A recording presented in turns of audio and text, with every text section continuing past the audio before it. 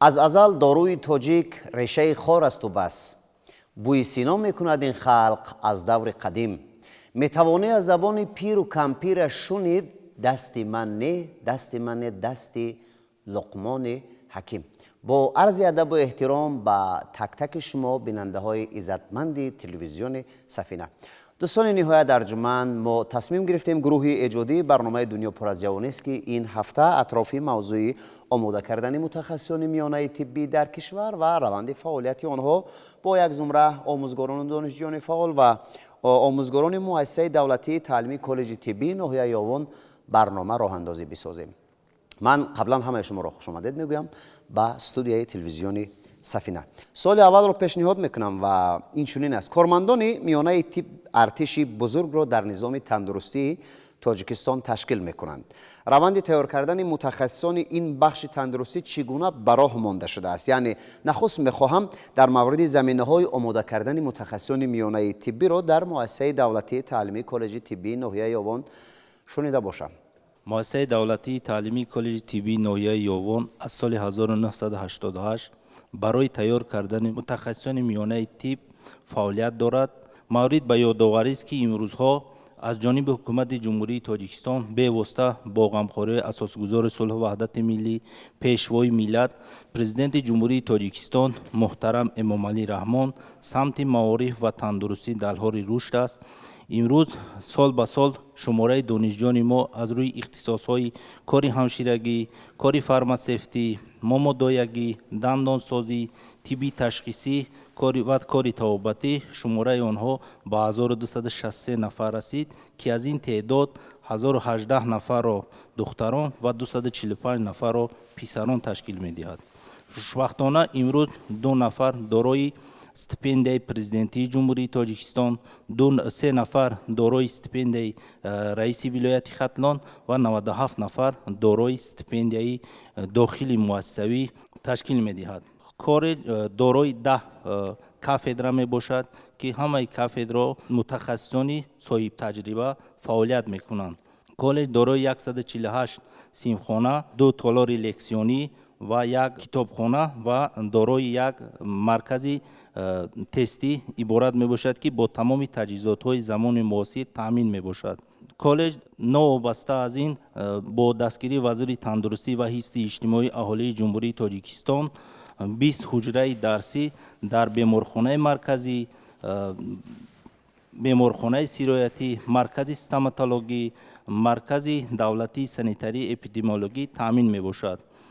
کالج دارای 111 نفر آموزگار می باشد که از این 52 نفر مرد، 56 نفر را زنها تشکیل می دهد که در سال 2024 از اتستاسیا و تکمیل اختصاص گذشتند. من همچون آموزگار فن کاری همشیرگی در مؤسسه تعلیمی کالج طبی ناحیه یاون زیاده از 30 سال است، یعنی که فعالیت دارم، به طالب علمان درس میگویم از این فن. و من همین رو گفتنیم که روند تعلیم در مؤسسه تعلیمی کالج طبی ناحیه یاون خیلی خوب به راه مانده شده است و دانشجویان خیلی که شما گفتید امروز خیلی دانشجویان ذکی هستند و هر یک آموزگار، شخصا من خودم در روند تعلیم کوشش میکنم که آن دانش، آن ملکه، آن مهارتی که خود دارم به دانشجویان نیز آموزانم. ما صنفخانه های سیمولیسیونی که با تجهیزات های زمانوی، با تجهیزات های معاصر جهازانیده شدند بیشتر کار میکنیم و کوشش میکنیم که دانشجویان ما در سمت آماده شدن، یعنی که همشیره های طبی آینده فعال باشند و دانشجویان صاحب کسب به کمال رسند و بعد ختم در مؤسسه های معالجوی کشور و بیرون از کشور فعالیت نمایند. بسیار خوب. معلم عزیز، از کدام راه ها کار گرفتن در کار؟ امروز دانشجوی جوان امروز، دانشجوی امروز به چی نیاز دارد؟ به چی نوع آموزشی نیاز دارد؟ چون دیگر گفتیم جهان در حال رشد است. به فکر من در کدام شرایط که باشد، پیش از همه چی برای آموزگار و چی برای دانشجو، پیش از همه دانش قوی ضرور است که دیگر عملهای خیش رو به واسطه دانش قوی خیش میتواند رشد دهد، تکمیل دهد.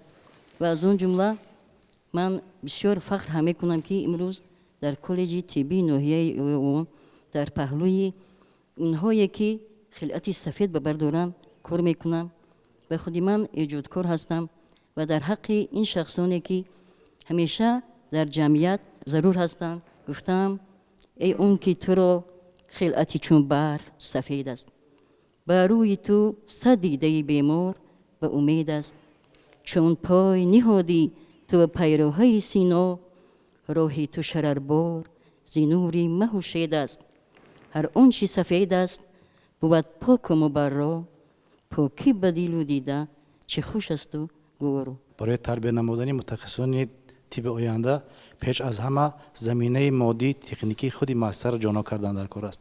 از این رو زمینه مادی تکنیکی گویم در مؤسسه تعلیمی دولت تعلیمی کالج طبی نوحیه خوب است، زیرا همکاری طرفین بین مؤسسه‌های طبی به خصوص بیمارخانه مرکزی با کاتس، مرکز سیستماتولوژی نوحیه و مرکز دولتی سانیتری اپیدمیولوژی همکاری دارد و در اساس همکاری ها برای بلند برداشتن ملکه ذهنی هر یک دانشجو تدبیرها راه اندازی می‌گردد. در کالج طبی ناحیه یاوان شرط و شرایط خیلی هم خوب است. تکنیکای معاصر نیز در آنجا نیز جاری گردیده است. هر یک صنف خانه ما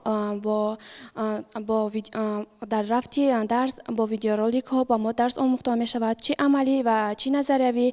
رفتی درس ها نیز خیلی خوب است. من با خود با همسن سالای خود که میخوان در این ساحه پا گذارند کالج خود را توصیه می دهم، چون که آموزگارانی پرتجربه، آموزگارانی فعال و غیر از آموزگارانی فعالی که در کالج با ما درس می آموزند، زیر نظر دکتر ما در بیمارخانه ها کار و فعالیت می نماییم، با بیمارها سر و کار داریم و این سبب می شود که سویه دانش ما خیلی هم بلند شود، جهان بینی ما وسیع شود و برای کسب آینده خود یعنی به جای کار تامین شدن. اما گفتم می توانم که بعد از اتمام کالج با جای کار از عهده این کار پورا می برایم.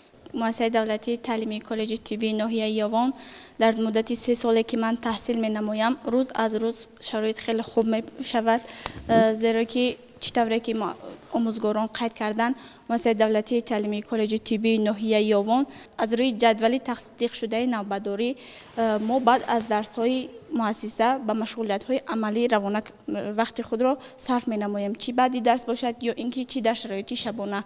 و مؤسسه ما با بیمارخانه استماتولوژی نیز همکاری برقرار نموده است.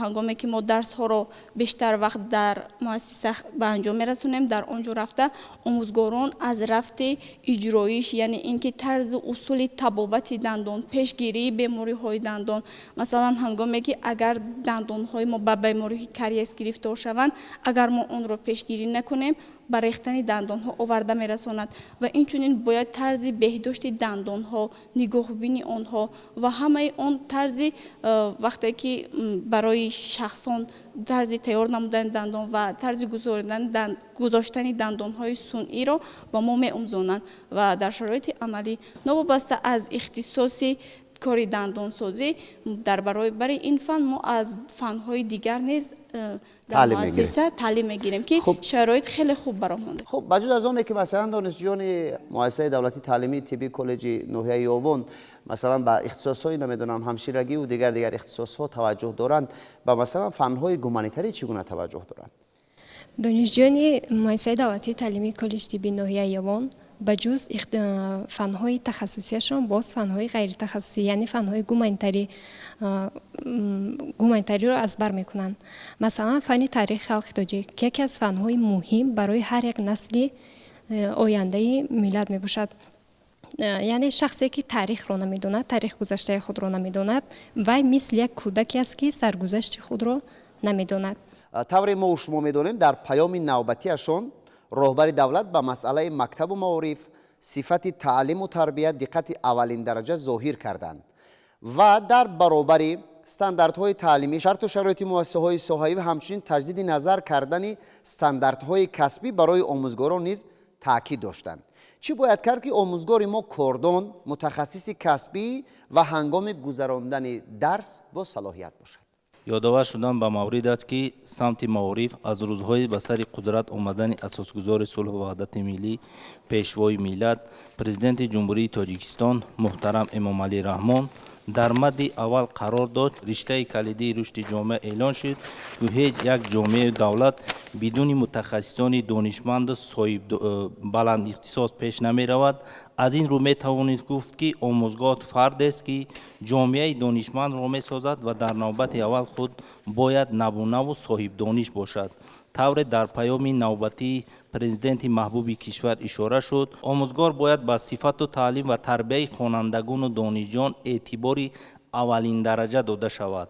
همچنین مسئله های اختصاصمند نمودن آموزگاران از روی اختصاصات باید آموزگار صاحب دانش و صاحب اختصاص باشد تا تواند یک نسل باسواد و متخصصی پیشرفت تربیت کند، چون که رشد آینده تاجیکستان از چنین متخصصان عبارت است. از این رو ما نیز کوشش کرده ایستاده ایم که آموزگاران ما در سمت‌های گوناگون وابسته به تیار کردن متخصصان میانه طب وابسته است حمایه نامزدی کنند و برای پیشبرد و رشد طب تاجیک سهمی باسازا گذارند. درست است که آموزگار همان است که در آماده سازی متخصصان میانه طب موفق باشد و شاگردانش توانند آن دانش اندوخته‌شان را در عمل تطبیق نمایند و آموزگار همان کسی است که وی ایجادکار باشد، بعداً از بالای خود کار کند و در بازآموزی تکمیل اختصاصی آموزگاران گذارد. زیرا امروز گفتم به مورد است که در مؤسسه دولتی تعلیمی کالج طبی ناحیه یوان طبق نقشه دورنمای تکمیل اختصاص اکثریت آموزگاران از تکمیل اختصاص گذشته و همزمان چخیلی که در بالا قید کرده گذاشتن آموزگاران ما با طریق سپارش وزارت معارف وزارت تندرستی و حفظ اجتماعی اهالی جمهوری تاجیکستان علاقه از اتستاسیا گذاشتن و زیرا گفتن در کار که اتستاسیا با موفقیت گذشت، زیرا همه آموزگاران ما امروز ذکی هستند، دانا هستند و البته نظرشان یک چیز است دانشجویان را در راه درستی تربیت هدایت کنند و واقعا دانشجویی باشند که در طب امروزه تاجیک کار و فعالیت پرثمر را انجام دهند. چنانه که سینای بزرگ می‌فرماید شان و شرفی کارمندی طب نه بلکه به ملکه و مهارت او وابستگی دارد، بلکه به آداب و اخلاق او نیز وابستگی دارد. از این رو هر یک آموزگاری که امروز کارمند طب را تربیت می‌کند و می‌آموزاند باید پیش از همه اخلاق حمیده داشته باشد و در روند تعلیم، در روند مشغولیت گذرانی باید آموزگار دانشجو را به خود جلب کرده تواند و دانشجو در وقت گذشتن مشغولیت باید که آزاد باشد و هنگام گذراندن مشغولیت آموزگار و دانشجو باید که هم فکر همدیگر باشند تا که آنها همدیگر را خوب بفهمند و روند مشغولیت به فکر من خیلی هم خوب و دقت جلب کننده می‌گذرد. برای بلند برداشتن سویه دانش آموزگاران و دانشجویان علل خصوص آموزگاران برای گذشتن تکمیل اختصاص در وزارت تندرستی و حفظ اجتماعی اهالی جمهوری تاجیکستان زیر دستگیری راهبری هم وزارت دکتر علمای طب پروفسور عبداللهزاده جمالدین عبدالله و برای بلند برداشتن سویه دانشجویان ما آموزگاران از بالای خود کار و فعالیت کرده ایستاده ایم برای تیار کردن نسل جوان و برای کارهای عملی و کارهای نظریوی و استفاده بردن از تکنولوژی‌های معاصر و اشتراک کردن در هر بیماران را از نظر گذراندن رفته ایستاده است. تشکر. همشیره میانه طبی را خودتون انتخاب کردید و اینکه حق همسایه ها گفتن و اینکه نمیدونم در تلویزیون تماشا کردید که دخترها خلعت سفید با بردارند و پیش بیمار میروند و از همین چگونه شد؟ همشیره طب را من خودم انتخاب کردم زیرا از خردی این آرزوی خردی من بود که خلعت سفید را ببر کنم، چون وقتی که هر یک آدم خلعت سفید را ببر میکند مقصد اولی او کمک رساندن به یک یارمند میباشد. کسب من خود همشیره طب می باشد. همشیره خود از کلمه همشیر یعنی همشیر گرفته شده است که معنای آن برادر یا خواهر دانستنی همون مراجعین می باشد. یعنی اولین درجه وظیفه هر یک همشیره طب پرستاری بیماران می باشد، غمخوری با آنها می باشد و ما باید سراول پیش از آن که این کسب را انتخاب کنیم با خود باوری داشته باشیم و مقصد اولین درجه ما بعد از اتمام آموزش با مراجعین یا کار کردن در مرکزهای سلامتی می باشد. مقصد اساسی انتخاب نموده من در این کسب در آن می باشد که به خلق و وطن عزیز خودم صادقانه خدمت نموده و رسانیدن یاری طبی خود را به اهل جامعه رسانیده توانم. و من از داخل شدن به کالج ناحیه بسیار خرسند می باشم و افتخار از آن دارم که فرزند دولت صاحب استقلال جمهوری تاجیکستان و تحت غمخواری های به واسطه اساسگذار صلح و وحدت ملی پیشوای ملت پرزیدنت جمهوری تاجیکستان محترم امامعلی رحمان آزادانه تحصیل نموده ایستادم و من با باوری وعده می دهم که در آینده یک کارمند بهترین ساحه خویش گردم. چنانه که پیشوای معظم ملت محترم امامعلی رحمان در هر یک پیام خود میگویند که تاجیکان از اول فرهنگدار و فرهنگ دوست، کتابدار و کتابخوان و کتاب دوست می باشد. به خاطر همین برای ما جوانان در هر یک پیام خود یک آزمون ها در سطح جمهوری پیش بینی می کنند و مانند آزمون جمهوری فروغ صبح دانایی کتاب است، تاجیکستان وطن عزیز من، علم فروغ معرفت، تاجیکان در آینه تاریخ، شاهنامه و شاهاثر خودشناسی است و غیره ها برای ما جوانان پیش بینی شده است. و من نیز همچون دانشجوی مؤسسه دولتی تعلیمی کالج طبی ناحیه یاوان و اشتراکچی آزمون جمهوری فروغ صبح دانایی کتاب است و شاهنامه شاهاثر خودشناسی است می باشم و در این آزمون ها اشتراک کرده تا به دورهای جمهوری راحت یافته جایهای نمایان را اشغال نمودم و اگر اجازت باشد پارچه از داستان شاهنامه قرائت نمایم. مرحمت خواهر عزیز. پارچه از داستان رستم و سهراب، رزم سهراب با گردآفرید. چو آگاه شد دختری گژدهم که سالاریان انجمن گشت کم. غمین گشت و برزد خروش بدرد، برآورد از دل یک باد سرد. زنی بود برسان گرد سوار، همیشه به جنگ اندرون نامدار. کجا نامی او بود گردآفرید، که چون او به جنگ اندرون کس ندید. چونان ننگش آمد ز کاری هجیر، که شد لاله برگشت به کرداری خیر. بپوشید درع سواران به جنگ، نبودن در آن کار جایی درنگ. نهان کرد گیسو به زیر زره، بیزد بر سر ترکی رو میگیره. فرود آمد از دژ به کرداری شیر، کمر بر میان بود پای بزیر. به پیش سپاه اندر آمد چو گرد، چو رعد خروشان یکی ویله کرد. که گردان کدامند و سالار کیست، زیر از ماوران جنگ را یار کیست. ز جنگ آوران لشکری سرفراز، مرو را نیامد کسی پیش باز. تشکر. سلامت باشید. سلامت باشید. تشکر.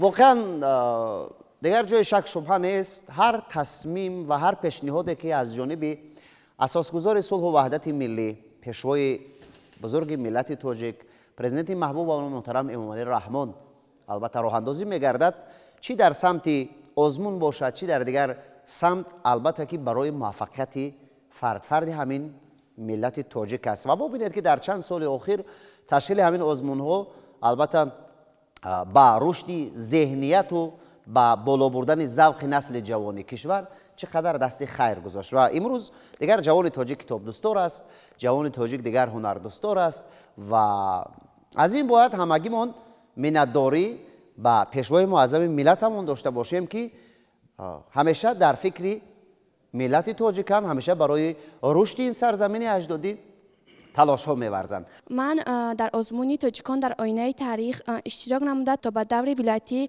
رسیدم که در دور ولایتی سزاوار جای افتخاری گشتم و این چونین در رفت این آزمون در ناحیه با از جانب رئیس ناحیه سزاوار مکافات‌های پولی و اینچنین تحفه‌های خودروی، بغیر از این که از رئیس ناحیه بعداً از کالج طبی ناحیه که سزاوار مبلغ‌های پولی و اینچنین تحفه‌های خودروی گشتم.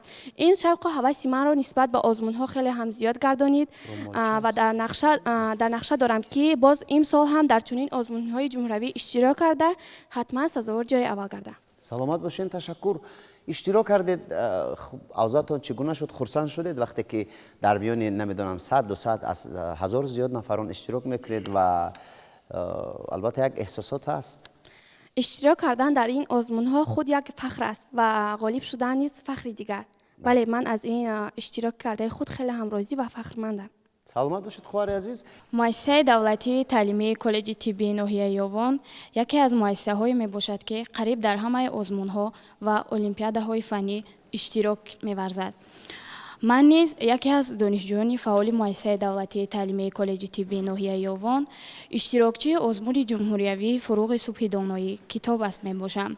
من طول 2 سال میباشد که در آزمون مذکور شرکت می‌ورزم و تا به دور جمهوریوی رفته رسیدم. من میخواهم که در سال 2024 در این آزمون جمهوریوی اشتراک نموده در دور جمهوریوی سزاوار جای نمایان گردم تا اینکه نامبردار مؤسسه دولتی تعلیمی کالج طبی ناحیه یوان و همچنین ناحیه یوان باشم. مقصد اساسی این آزمون در آن است که ما دانشجویان سویه دانش خود را باز هم زیاد گردانیم و سخندان و سخنشناس باشیم، چنانکه که فرموده اند بهترین گوهر گنجینه هستی سخن است، گر سخن جا نبود مرده چرا خاموش است. و چی که در بالا ذکر کردن در سطح جمهوری آزمون علم فروغ معرفت تاجیکان در آینه تاریخ فروغ صبح دانایی کتاب است و دیگر تاجیکستان وطن عزیز من است و دیگر آزمون هایی که در سطح جمهوری میگذرند آموزگاران و دانشجویان مؤسسه دولتی تعلیمی کالج طبی ناحیه یوان خوب اشتراک میکنند و در اینجا نظر دانشجویان را نسبت آزمون علم فروغ صبح دانایی کتاب است شنیدیم. آموزگارانی هستند، دانشجویانی هستند که در مؤسسه تعلیمی در آزمون علم فروغ معرفت نیز اشتراک کردند که در دایره 20 ساله آموزشی علم‌های دقیق طبیعی و ریاضی راه اندازی گشته است و چه خیلی که میگویند در سطح ناحیه آموزگاران و دانشجویان خوب اشتراک کرده به دور ولایتی راه خط یافته بودند و نظر اهل اشتراک کنندگان همین است که از اشتراک در آزمون‌های مذکور خوب قناعتمند هستند، زیرا نظرسنجی ها نشان میدهد که از طرف آن نفرانی که به حیث داور بها میتیند بهای عادلانه نسبت هر یک اشتراک کننده داده میشد و ما نیز در نوبت خود تاکید به آن میکنیم که در سال 2024 برای اشتراک در آزمون‌های با نفوذ جمهوری ما دانشجویان را و آموزگاران را سفربر خواهیم کرد و باوری داریم که با اشتراک خود در آزمون‌های جمهوری با جایهای خوب و سزاوار نائل گشته فخر ناحیه و فخر مؤسسه دولتی تعلیمی کالج طبی ناحیه یوان را باز هم بلند می‌بردارم. تشکر. سلامت باشید. من نیز نسبت اون آزمون‌هایی که در سطح جمهوری می‌گذرد بی‌طرف نیستم، چون کتاب یکی از منبع‌هایی است که خرد را در وجود انسان سبز می‌گرداند و اینچنین برای آزمون فروغ صبح دانایی شاگردان خویش را در این سمت تیار می‌نمایم و خود نیز اشتراکچی آزمون جمهوری فروغ صبح دانایی کتاب است. در نوشتن ایجاد نظم اشتراک کردم و تا دور ولایتی راه یافتم و اینچنین در دور جمهوری آزمون فروغ صبح دانایی تا سطح جمهوری در نامیناسیون ادبیات معاصر اشتراک ورزیدم و من بعد کوشش می‌نمایم که شاگردان من در سطح جمهوری جای بگیرند و نسبت جناب عالی پیشوای ملت بسیار سپاسگزارم که در جمهوری چون آزمون‌های سطح بلند را راه‌اندازی نمودند و چون ملت تاجیک از ازل کتابخوان بود و در زیر گهواری فرزند خویش کتاب می‌گذاشت و نیت می‌کرد، آرزو می‌کرد که فرزند من در آینده کتابخوان باشد و امروز من امید می‌کنم که بگذار ملت تاجیک که امروز به سطح بلند کتابخوانی در این آزمون‌ها اشتراک ورزیده ایستاده است بگذار کتابخوان باشد. تشکر. برای خویش کتاب خواند، برای خودشناسی خویش، برای بلند برداشتن سطح معرفت خویش کتابخوان باشد. سپاس به اندازه. و سوال انجامی رو میخواهم پاسخ بگردانید که چی تصمیم و ایده های نوین رو راه اندازی کردید که تا دل دانشجویان و نسل جوان را گرم بسازید برای آموزش در مثلا اختصاص هایی که در کالج طبی است و انتخاب میکنند. یعنی که امروز ما باید آموزگاران، امروز ما باید مسئولینی که وظیفه دار هستیم چیکار باید کنیم، چگونه کارهای نوین رو، اصولهای نوین رو کار بگیریم که دانشجویان ما، نسل جوان موفق بگردند در هر رشته که باشند و برای آبادی و برای رشد تاجیکستان عزیز زحمت بکنند. در مؤسسه دولتی تعلیمی کالج طبی ناحیه یوان برای باز هم در سطح بلند آموزاندن دانشجویان مؤسسه، یعنی که تیار کردن کادرهای بلند اختصاص، بسیار کارها اجرا شده ایستادند. بخصوص گذراندن آزمون‌های کسب من، افتخار من از فن کاری همشیرگی، یعنی که آزمون ملکه و مهارت در بین بخش‌های سیوم و چهارم در بین ختم کنندگان و استفاده از اصول‌های معاصر تعلیم در روند انامین آزمون‌ها. وقتی که ما آزمون‌ها رو می‌گذرانیم، هر یک دانشجو وابسته به همان سوال، یعنی که وابسته به همان دست عمل‌هایی که آنها در رفت فعالیت خود در مؤسسه‌های معالجوی فعالیت می‌کنند، همین دست عمل‌ها رو در روند همین آزمون‌ها اجرا می‌کنند. خب بغیر از این هر ملکه و مهارتی که در دانشجویان هست به طور عملی در عمل گذرانده می شود. در مؤسسه دولتی تعلیمی کالج طبی ناحیه یوان همه آن تجهیزات ها، عیانیت ها، ملوهایی که وابسته به همین فنی مذکور هستند و در همین ملوها، در همین چیو ما دستعمل های خود را نشان میدیم. شرط و شرایط ها در مؤسسه دولتی تعلیمی کالج طبی ناحیه یوان پورا به راه مانده شده است. می توانیم از این در خوبتر شود. اینچنین در روزهای عیدهای مینبعده یک میدانچه ورزشی و یک تالار آشخانه در نظر است و یک کتابخانه الکترونیک با تمام تجهیزات های زمانوی در نظر است که سال 2024 به استفاده داده شود. و اینچنین در نقشه است که در سال 2024 تجهیزات های زمانوی که وابسته به اختصاص هایی که است، کاری همشیرگی، مامادایگی، فارماسیفتی، تجهیزات های زمانوی خریداری کنیم و برای استفاده دانشجویان و آموزگاران به راه مانده شود. درست قید کردین، تصمیم ها زیاد هستند و تصمیم از هم اساسی این نظر خود رهبری مؤسسه تعلیمی، آموزگاران، ماموریت مؤسسه تعلیمی یک چیز است: آماده نمودن متخصصان میانه طب و بازار امروزه رقابت پذیر باشند. و از آن جمله که چقدر رهبری مؤسسه قید کردم، جهاز و عیانیت هایی که به واسطه برای آموزاندن متخصصان میانه طب پیش بینی شده است بر علا میرسد، زیرا که تجدید نظر و از نوسازی بینای مؤسسه تعلیمی روز به روز به چشم میرسد. زیبایی میسازاری گرد و اطراف، بنیاد ورزشگاه، آشخانه دانشجویان، این خود شهادت از آن میتید که یعنی که نظر اهل کلکتیو و مأموریت تنها به آن روانه کرده است که متخصصان میانه طب آینده در سطح ضروری در مؤسسه تعلیمی، یعنی که با تعلیم و تربیه فرا گیرند. تشکر. من سپاس میگویم به همه شما و با امید همکاری ها، با امید اونه که بازم اطراف این و دیگر موضوع ها در برنامه ما و در دیگر برنامه ها صحبت داشته باشیم و از موفقیت ها، از پیشروی ها البته سخن بگوییم. سپاس میگویم به شما بیننده عزیز برای ما را پیگیری کردن، تماشا کردن. امیدوار هستم که اطلاع خوب گرفتین اطراف موضوعی که ما پیشنهاد کردیم و آموزگاران و دانشجویان فعال مؤسسه دولتی تعلیمی کالج طبی ناحیه یوان ابراز اندیشه نمودند.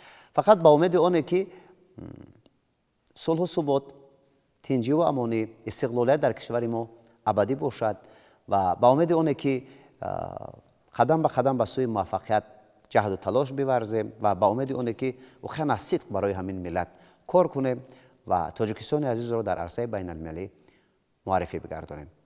تمنا میکنیم که زندگیتون سرتاسر ادب و پر از معرفت باشد، خانواده‌تان پر از گندم. ما نقطه میگذاریم به برنامه امروزه و در انجام میگوییم که یک سرزمین سپاس و همگیتان. تا برنامه‌های دیگر عزیزان، خداوند نزدیکانتان را احتیاط کنید.